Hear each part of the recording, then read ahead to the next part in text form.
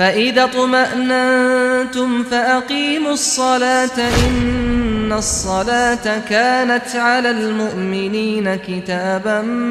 مَوْقُوتًا۔ السلام علیکم ورحمۃ اللہ وبرکاتہ۔ الحمد للہ رب العالمین والصلاة والسلام علی اشرف الانبیاء والمرسلین نبینا محمد وعلی آلہ واصحابہ اجمعین وبعد۔ نماز سیریز کے تحت نماز کا طریقہ اور اس کی کیفیت کے بارے میں جو گفتگو پچھلے حلقوں میں چل رہی تھی، اس کا اگلا حصہ یہ ہے کہ اگر نمازی جو نماز پڑھ رہا ہے وہ 3 رکعت کی ہو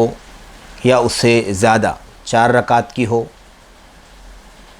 تو آگے وہ کیا کرے اور کیسے کرے۔ 3 رکعت کی نماز ہو، مثال کے طور پر مغرب کی نماز ہے، یا 4 رکعت کی نماز ہو جیسے صلاۃ ظہر ہے، عصر ہے، صلاۃ عشاء ہے،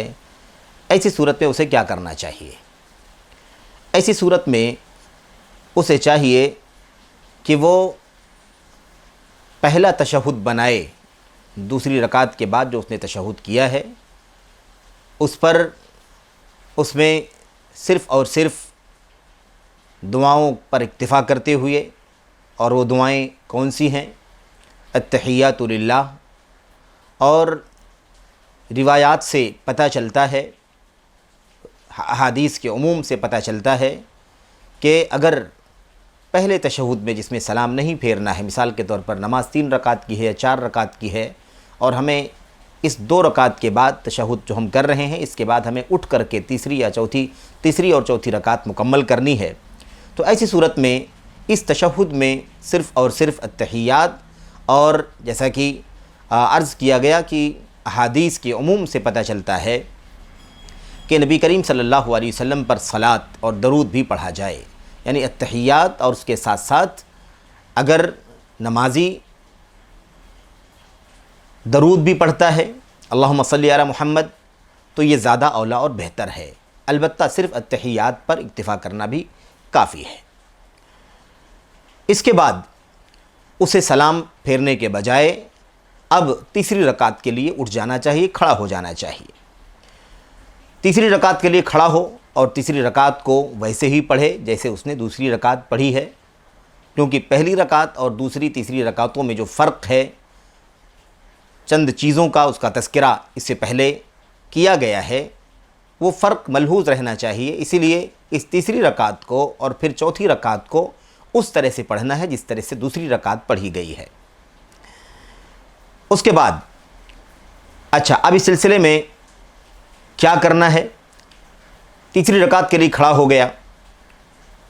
ایسے ہی پھر چوتھی رکعت کے لیے بھی تیسری رکعت کے بعد، اس تیسری رکعت میں چوتھی رکعت میں اسے چاہیے کہ وہ سورۃ الفاتحہ کی تلاوت کرے، سورۃ الفاتحہ پڑھے، اور اسی طرح سے جہری نماز ہو یا سری نماز ہو، تیسری اور چوتھی رکعت میں اسے سری ہی پڑھنا ہے، سورۃ الفاتحہ سری تلاوت کرے، اور اگر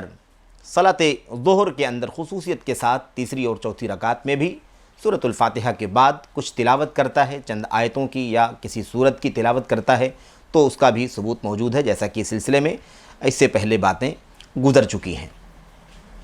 البتہ جب دوسری رکعت کے بعد یہ چیز رہ گئی کہ جب دوسری رکعت کے تشہد کے بعد اٹھے تیسری رکعت کے لیے، تو اسے چاہیے کہ وہ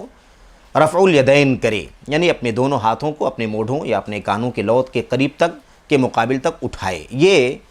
رفع الیدین کی وہ چوتھی جگہ ہے جس کا تذکرہ نبی کریم صلی اللہ علیہ وسلم کی صحیح احادیث میں آیا ہوا ہے، ابن عمر رضی اللہ تعالیٰ عنہما سے۔ بہرحال تو یہ چوتھی جگہ ہے کہ جب دوسری رکعت سے اٹھے، دوسری رکعت کے بعد جب اٹھے تیسری رکعت کے لیے، تو کھڑے ہوتے ہی پہلا کام اسے یہ کرنا ہے کہ وہ رفع الیدین کرے، جیسا کہ روایتوں کے اندر ثابت ہے، اور پھر اس کے بعد یہ باتیں کہ سورۃ الفاتحہ کی تلاوت کرے، اور سری طور پر اسی طریقے سے خصوصیت کے ساتھ ظہر کی نماز اگر ہے تو سورۃ الفاتحہ کے بعد سری طور پر کسی سورت وغیرہ کی بھی تلاوت کر سکتا ہے، اس کے لیے اس کی گنجائش جیسا کہ روایتوں میں ثابت ہے، اس میں بھی کوئی حرج نہیں ہے۔ اب اس تیسری رکعت کو اور اسی طرح چوتھی رکعت کو ویسے ہی پڑھے جیسا کہ بات گزر چکی ہے، جیسے اس نے دوسری رکعت پڑھی ہے۔ اللہ کے نبی علیہ الصلوۃ والسلام نے پہلی رکعت کا طریقہ مالک بن حویرث رضی اللہ اس شخص اس صحابی کی روایت میں جس سے غلطی ہوئی تھی آپ نے بتایا کیسے کیسے وہ نماز شروع کرے اور کیسے مکمل کرے، اور ایک رکعت کے بعد اللہ کے نبی علیہ الصلوۃ والسلام نے فرمایا تھا ثم افعل ذلك فی صلاتک کلھا، تم اسی طرح سے بقیہ اپنی نماز میں کرو۔ اس سے مراد یہ نہیں ہے کہ بالکل جیسے پہلی رکعت کے اندر ہم مثال کے طور پر تکبیر تحریمہ کہتے ہیں یا ایسے ہی اور جو چیزیں ہیں وہ ساری چیزیں کرتے ہیں، وہ ملحوظ نہیں ہے۔ یہ اعمال جو ہیں، قیام ہے، اعتدال ہے، رکوع ہے، اعتدال ہے، سجدہ ہے، اعتدال ہے، دونوں سجدوں کے بیچ میں اعتدال ہے، یہ مقصود ہے کہ ایسے ہی اسے بقیہ نمازوں میں بھی کرنا ہے۔ یہ ہو گئی بات۔ اب ہم نے تیسری رکعت مکمل کر لی، اسی طرح سے چوتھی رکعت بھی مکمل کر لی۔ اب چوتھی رکعت میں ہمیں سلام پھیرنا ہے، یا اگر تین رکعت کی نماز ہے تیسری رکعت میں سلام پھیرنا ہے۔ دونوں صورتوں میں ہمیں چاہیے کہ ہم کیا کریں، ہم اب جو حالت تشہد میں بیٹھیں گے تو اس کی کیفیت کیا ہوگی؟ اس کی کیفیت وہ ہوگی جو نبی کریم صلی اللہ علیہ وسلم کی حدیثوں میں بتلائی گئی ہے۔ وہ کیفیت ہے تورک کی، اور تورک کے معنی ہوتے ہیں ورک پر بیٹھنا۔ بہرحال یہ آخری تشہد میں 3 رکعت کی تکمیل پر یا 4 رکعت کی تکمیل پر تشہد کا کیا طریقہ ہوگا، کیسے بیٹھا جائے گا، کیسی دعائیں پڑھی جائیں گی، اس کا تذکرہ ہم انشاءاللہ تبارک و تعالیٰ اگلے حصے میں کریں گے۔ دعا ہے کہ اللہ تبارک و تعالیٰ ہمیں اللہ کے نبی علیہ الصلوۃ والسلام کی نماز کی طرح اپنی نمازیں ادا کرنے کی توفیق عطا فرمائے۔ آمین۔ السلام علیکم ورحمۃ اللہ وبرکاتہ۔